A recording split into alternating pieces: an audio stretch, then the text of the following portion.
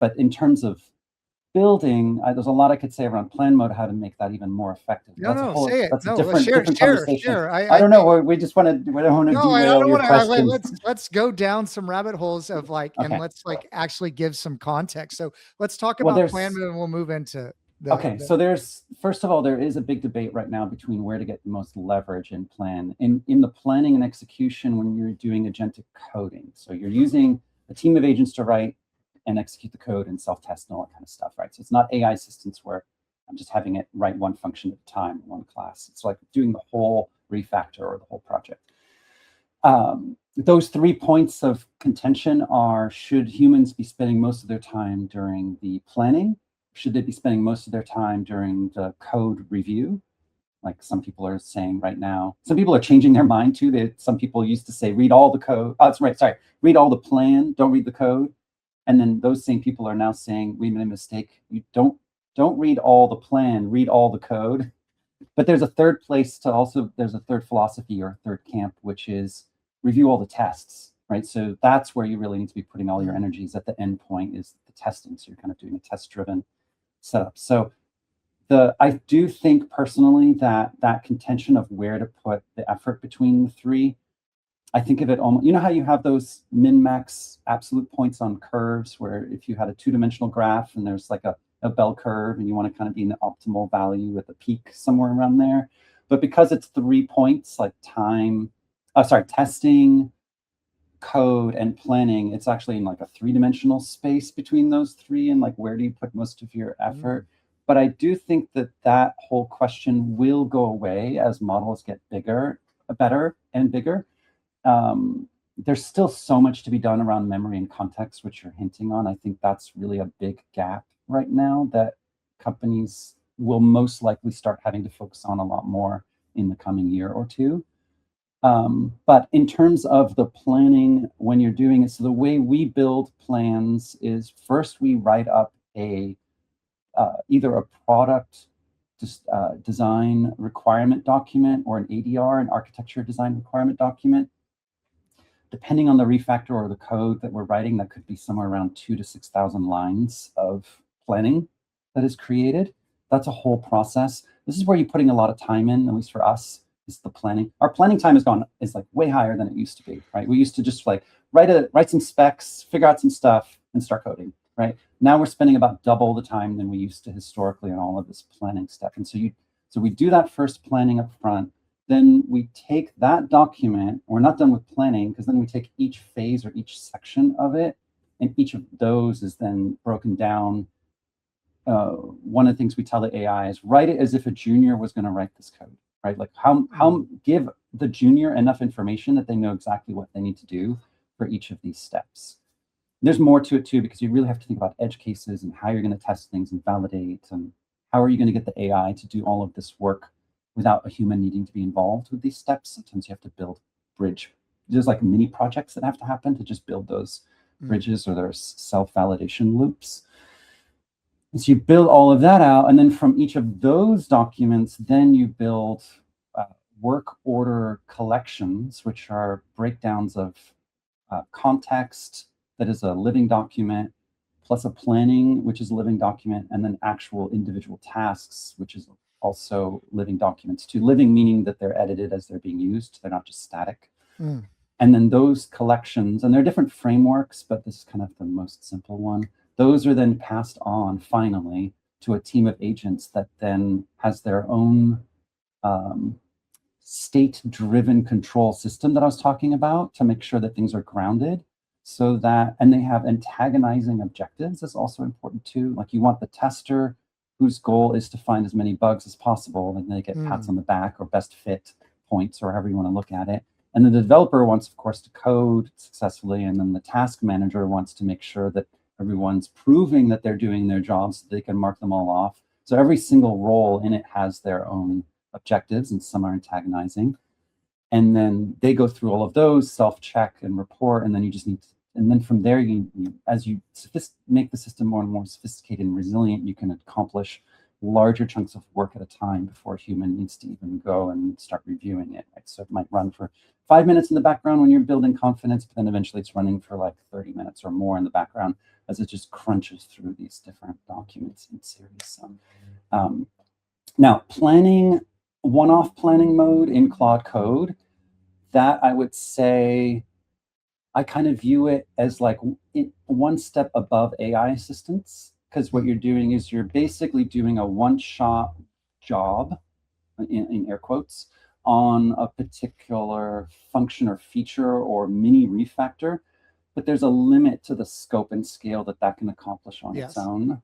But it is definitely way better than just a one-shot prompt in it. But even the plan mode needs supporting memory and skills and things like that in order to make sure that the plan is grounded in truth and doesn't just have assumptions, surface level assumptions in it. That's kind of the devil a lot in the detail with a lot of the plan mode, is that AI is sitting on top of a very large code base, reads 3 files, but doesn't read the other 10 it needed to read, does a plan based on assumptions of what the other files does, and all of a sudden it's completely gonna just screw you over when it goes through. We've seen those problems happen.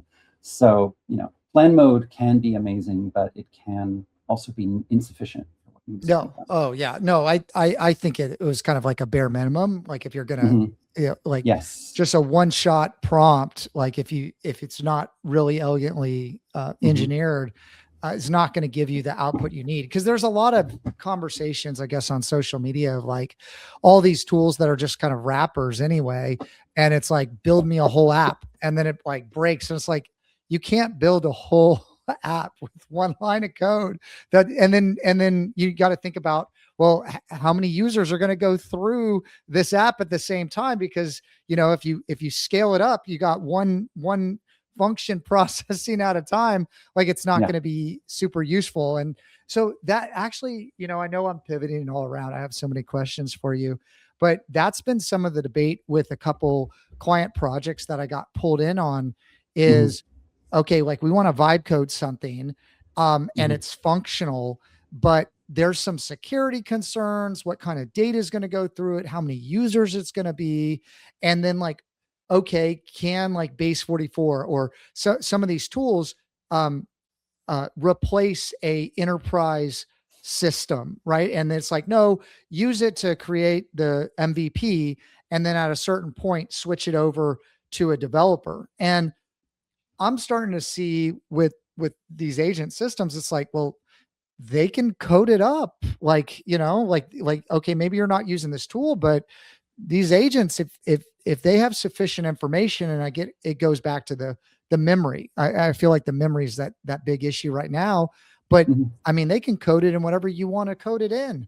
Like you can build a plugin, you could, build it with a similar backend. Like if you're building a WordPress site, you could build a similar looking WordPress backend, or, hey, let's just use the command line or the terminal to do all the work, and let's not ever touch the site. Like there's a lot of these discussions of like, I feel like it's when like digital cameras switched over to like a new technology, and it's like you got to make like a hard switch at some point to create different processes and do things differently, because a lot of people are augmenting the old way, but there's like a new way of doing things.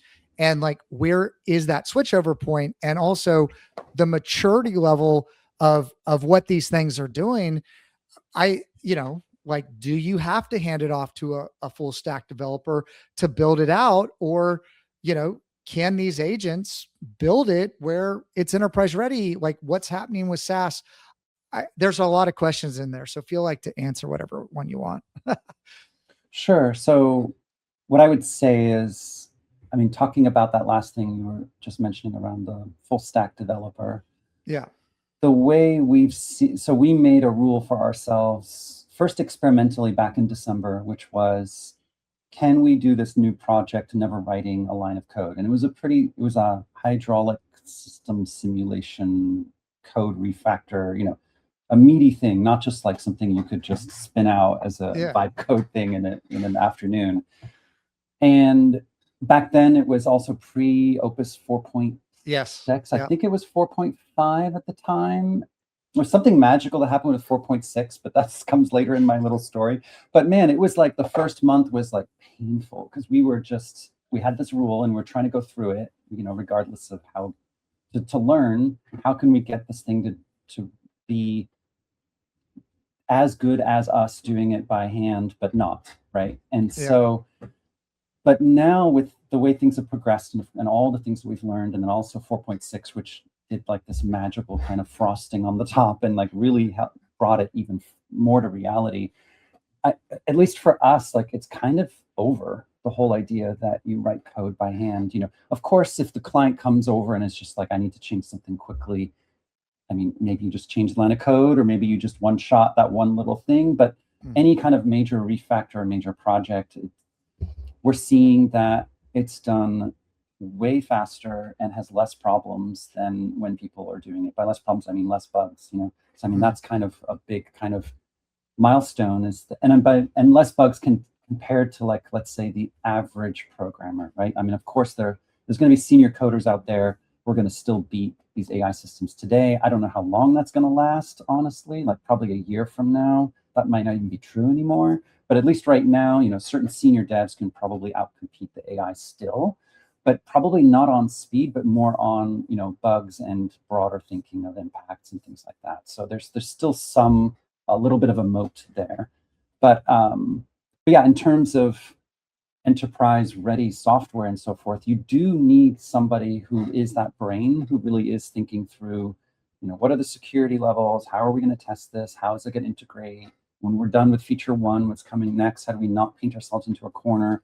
All this kind of like broader level thinking. The AI is not capable of doing that. AI is terrible at asking tangential questions. It's like the AI will take a task and it will converge on what is the most likely output or answer for that particular problem. In fact, people get really pissed off if the AI comes back at them and throws something that they weren't wanting to do. This is just popping in my head, but I remember last year, this was a while ago, but someone posted on social media that they were asking the AI to write some code for them. And instead of writing the code, the AI responded back telling them that the AI said to them, I think instead of me writing the code, you should really go off and read these things to become a better programmer, probably because what they were asking them to do was just like flat out wrong. And the person was so pissed off, and everyone responded to that social media post saying like, oh my God, this is the end of humanity and AI is revolting against us and stuff like that. But it's like, like people don't even want these systems right now to be thinking, there's this risk that we don't even want them to not obey us, right? To say to us like, hey, what you're doing is probably, you haven't thought of this thing. Like, are you sure we should be doing this? Like people would be like losing their mind if it does that. No, it should be. Well, I think that's, you go back to like different, these different models and like how they're building them and what they're trying to achieve, because I feel like Claude is pushy. Like it's pushy. It like, and I'm like, hey, you don't know all the facts. Like, let me give you some more facts, especially kind of more before we switched over to kind of the agentic era. But I'll tell you, ChatGPT, unless you turn off like nice guy mode or you have a devil's advocate going on, it's just going to tell you what it wants. Like and that, I think that's the approach. And people started using ChatGPT and they're like, oh, I'm always right. And I'm amazing and all this kind of stuff. And then you switch over to Claude and Claude, like, or Grok will tell you like what it is. And then you're like, whoa, like I didn't expect you to say that. Right. And it's so better. Yeah. I mean, you can take the analogy also with people when they hire people, right? If I hire someone for $15 an hour, $20 an hour, whatever, and I tell them what to do, most people don't want that person saying to you, like, are you sure this is the job I should be doing, right? Like you just want the person to do the job. Then you pay someone $200 an hour and you tell them what should be done. And they come back and say, actually, you should be thinking about these things, right? All of a sudden you really want to hear that. And if that person doesn't push back, you think that person doesn't know what the hell they're talking about or thinking, So this also, I think, is translating across models and different price points. And this is a bit controversial, but I think you could totally giving an idea here to OpenAI, you could totally take your model, the mass model, and just only remove one training thing, which is that when you're training the model, don't make it please the user, but instead be like more contrarian and pushing back more, and then make people pay more money for that, and they will take that model more seriously because they're paying more money for a model to actually push them rather than just please them. But but most people want cheap and free things to please them. They don't want them to contradict them. So there's this psychology in that as well. No, it's super interesting.